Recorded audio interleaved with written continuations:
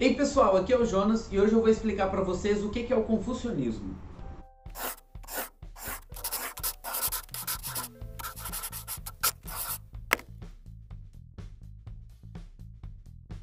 O confucionismo é uma filosofia chinesa e ela foi fundada pelo Confúcio, que nasceu mais ou menos no ano de 551 a.C.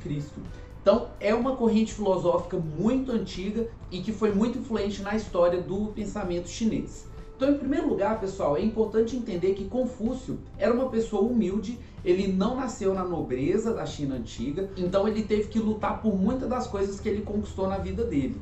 Ele trabalhou como pastor de ovelhas, ele trabalhou como bibliotecário, funcionário do governo e aos pouquinhos ele foi subindo nas hierarquias do governo. Então a história dele é de muita luta, na verdade. E a vida inteira dele, ele buscou ser uma pessoa muito correta. Então ele teve uma educação formal, ele aprendeu sobre os ritos, as músicas, ele aprendeu a atirar com arco e flecha, ele aprendeu a como usar aquelas carruagens de guerra, ele aprendeu também matemática e caligrafia, que essas eram as 6 artes que toda pessoa educada na China antiga tinha que saber. E aí ele nasceu no estado de Lu e lá ele começou sua jornada como um funcionário público. Com o tempo ele se torna ministro da Justiça e aí ele consegue ter mais influência no estado dele, na cidade dele. Só que o que acontece? Ele começa a se decepcionar com esses líderes.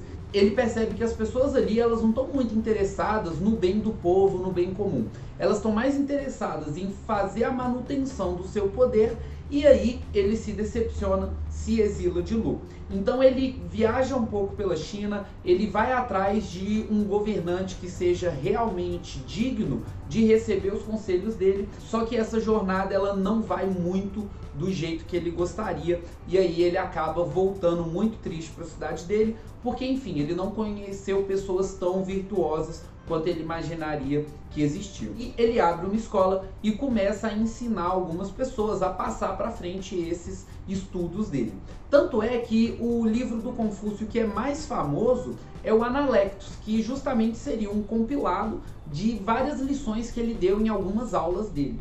E no final da vida ele fica bem decepcionado, ele acredita que a vida dele foi um fracasso, que ele não conseguiu atingir os objetivos, né, de criar uma nova maneira de governar, de lidar com a sociedade. Só que no final das contas a gente vai ver que todo o pensamento chinês ele se reporta ao Confúcio, seja concordando com ele, seja discordando dele, ou então seja adaptando ele para novas demandas que aparecem na medida em que a sociedade evolui, tá? E o primeiro ponto da filosofia confucionista é o aprendizado. Então o Confúcio ele repara que o ser humano ele está sempre aprendendo. E se você está aprendendo, você tem que aprender com outra pessoa. Seja uma pessoa real, né, um professor que está te dando aula, seja um livro, seja um vídeo. Hoje a gente já sabe que tem várias outras formas de estender esse aprendizado. Enfim, no dia a dia você está sempre aprendendo. E para ele, essa característica humana do aprendizado, ela é fundamental. Porque no fundo, ele observa que o ser humano ele tem que aprender a se tornar um ser humano. Então a gente nasce e aí a gente está totalmente limpo de qualquer característica cultural. A gente tem os nossos instintos, mas ao mesmo tempo a gente não tem uma definição do que é certo e errado, a gente não tem uma definição do que é bonito ou feio, do que é agradável e do que é desprezível. Então a gente não tem essa ideia muito bem feita. O que acontece? Quando a criança ela nasce e começa a conviver com a sua família, ela já está numa dinâmica de aprendizado e ela começa a absorver a cultura aí dessa família. Então ela começa a aprender ritos que vão ensinar para ela certos valores dentro daquela cultura. A criança ela começa aprendendo sobre a vida no dia a dia, só que aí ela já começa a ter uma ideia de como se portar com os outros. Então ela sai daquele âmbito familiar e vai para aquele âmbito social, onde ela tem que aprender aquelas normas de etiquetas, né? Quando você vai lidar com outras pessoas, quando chega uma visita na sua casa, você não vai tratar do mesmo jeito que aquele seu amigo que já está acostumado a chegar lá, né? Aquela coisa que já chega abrindo a geladeira. Então tem uma grande diferença entre aquelas pessoas do seu núcleo mais íntimo e aquelas pessoas mais afastadas desse núcleo, tá? E aí o Confúcio ele repara muito bem que aí você vai passando para esse nível. E depois a gente tem um nível ético e moral, que é justamente você aprender a ser uma pessoa melhor.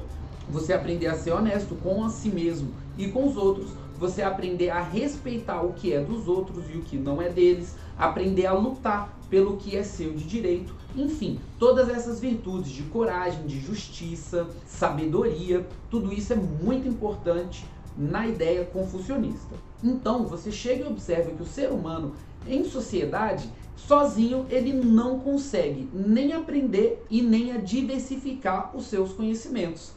Para e pensa, na vida social a gente precisa de alguém para cultivar alimentos, a gente precisa de alguém para fazer as nossas roupas, a gente precisa de alguém para construir as nossas casas. Muitas vezes nós temos uma ou outra dessas habilidades. Pode ser que você saiba como plantar sua comida, pode ser que você saiba fazer sua própria roupa, fazer sua própria moradia. Mas no final das contas, se você quer fazer algo muito bem, você vai ter que se concentrar em uma coisa só.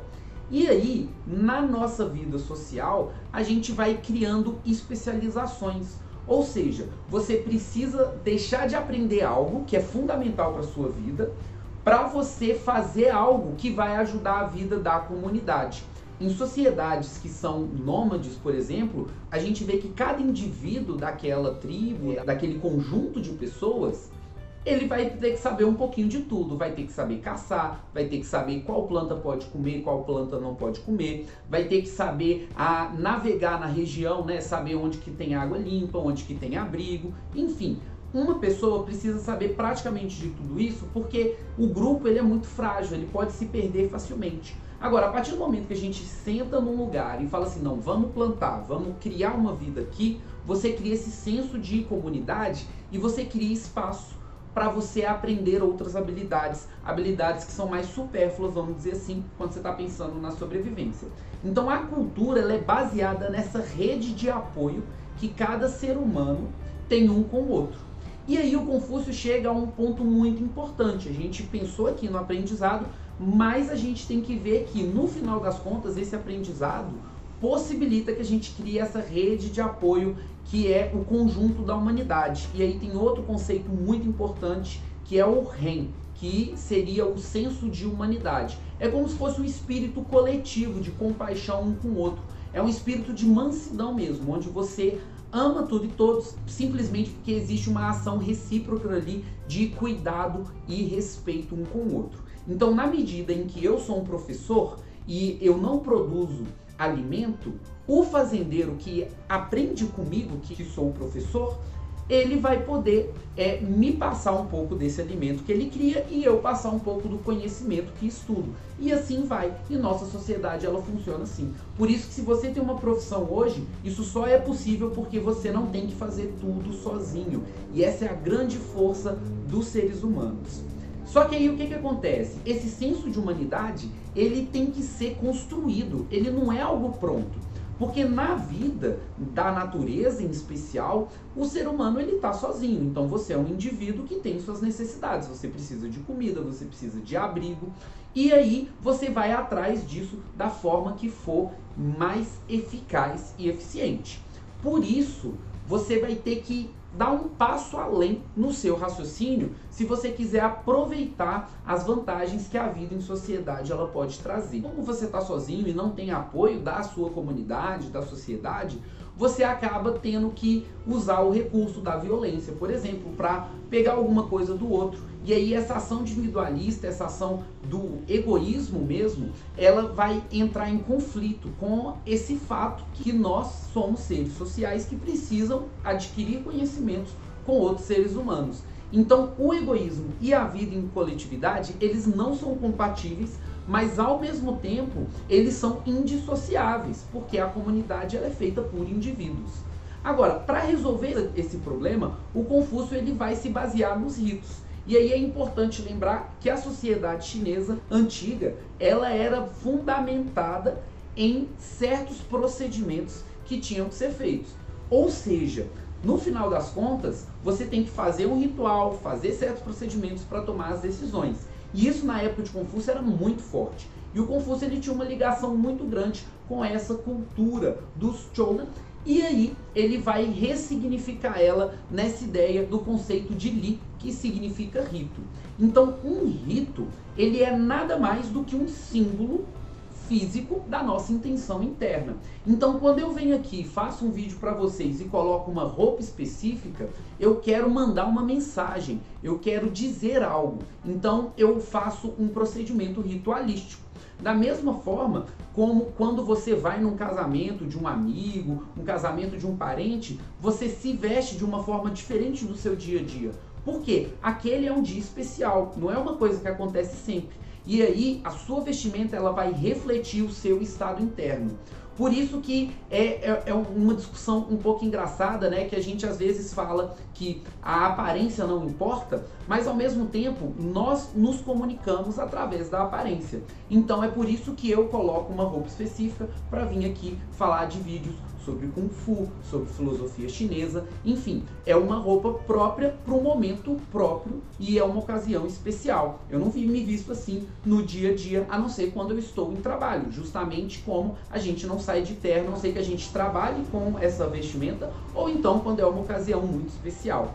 E aí o rito, ele reflete essa intenção interna, da mesmo jeito que a nossa vestimenta vai refletir a nossa intenção, tá bom? Portanto, é por meio dos ritos que o ser humano ele vai aprender a amar a humanidade como um todo e a enxergar essa rede de apoio que está na malha social. Então, é através de práticas e através da disciplina que você vai conseguir se tornar uma pessoa melhor. Você vai conseguir cultivar a coragem, o senso de justiça, a compaixão, enfim, todas as características que uma pessoa idealmente ela teria que ter. E aí, o Confúcio ele ressignifica um termo Junzi, que significaria o filho do Senhor, ou seja, seria o filho do dono da terra, né? E aí ele ressignifica esse conceito que já existia e o torna algo mais próximo de pessoa elevada. É um ser humano que ele se trabalhou através dos ritos, ou seja, ele foi aprendendo usando os ritos a se tornar uma pessoa melhor que ama a comunidade. E amar a comunidade é amar o bem comum, ou seja, é você tomar as atitudes necessárias para que todas as pessoas na sua comunidade elas vivam bem, elas tenham alimento, elas tenham abrigo, elas tenham proteção e educação, para você conseguir fazer com que as gerações futuras cultivem esses mesmos valores. Então, no final das contas, a filosofia confucionista, ela parte de um desejo do Confúcio de ser uma pessoa melhor e de fazer o bem comum valer, justamente porque ele observa que o ser humano precisa um do outro. Então ele tenta organizar a sociedade de forma com que cada um cumpra sua função. Então o objetivo da filosofia confucionista é, através dos ritos, você vai aprender a ter compaixão com a humanidade e a desejar o bem comum. E o bem comum é o bem para si mesmo. Por isso que o Junzi ele é algo a ser alcançado, ele é uma conquista pessoal, na medida em que cada um tem que aprender a internalizar esse senso de amor pela humanidade, e também é comunitário, social, porque depende do ensino de um ou outro. Lembra, o aprendizado ele não acontece sozinho. Se você é um autodidata, você provavelmente está consultando um livro ou alguma fonte, e aí essa fonte representa uma outra pessoa, mesmo que ela não esteja fisicamente ali. Tá bom? Então, isso aí é um geral do que é a filosofia confucionista, que é muito importante para o Kung Fu, porque muitas práticas do Kung Fu, elas são inspiradas no confucionismo. Até porque essa ideia do Kung Fu, né, de criar uma habilidade através do seu esforço, ela combina muito com a ideia do Junzi.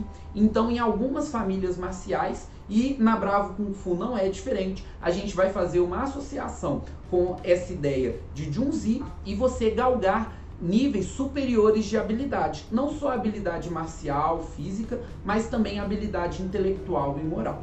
Beleza? Então, ó, deixa aí seu comentário no vídeo, me conta um pouco mais da sua opinião sobre a perspectiva confucionista, tá bom? E se você ficou curioso sobre algum detalhe da cultura chinesa, filosofia chinesa e as artes marciais, deixa aí nos comentários que aí eu vou responder aos pouquinhos, tá? Na medida que a gente cria novos conteúdos, beleza? Então, se você gostou desse conteúdo, deixa aí o seu like e se inscreva aí no nosso canal. Então a gente se vê na próxima. Até mais!